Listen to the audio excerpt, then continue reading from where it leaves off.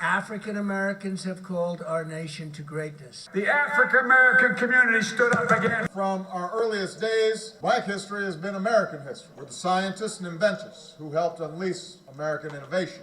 Fear, ignorance, division. Control the information, control the image, control the identity. Americans live in a free country, yet they are under the most control. It's like our free people live in a cage of confusion. The black image is the most controlled and manipulated image in America. It leads people to search for the truth in their identity. How is it our country has made so many advancements, yet we still can't get a grip on our identity? Blacks and minorities are hurt because of the lack of social understanding. Some act out in anger, some just accept it, while a select few break through the social programming. Sadly, in America, many people can't break what they've been taught. Black people get judged from the bottom up, white people get judged from the top down, and minorities are judged by the market value of the countries they come from. But who sets these standards, and why is it we can't break them? Is this social programming, or are we just brainwashed to think this way? All this is amplified by cleverly crafted news stories, misinformation, and a repetitive cycle of news that has nothing to do with American growth.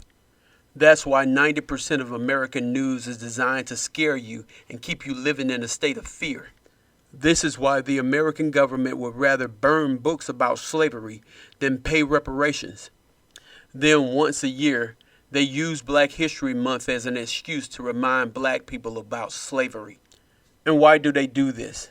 Controlling the image means you control the identity.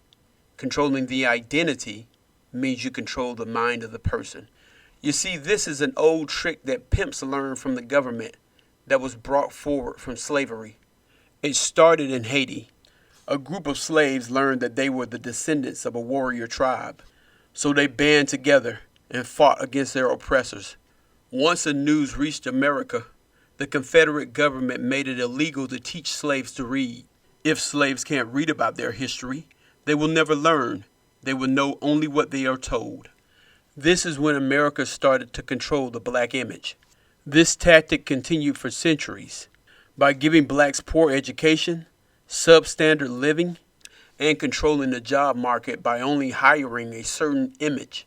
Another tactic that was brought forward from slavery, giving preference to a certain complexion, telling our people that certain skin tones were better than others, and making it seem as if our people were only fit for certain jobs.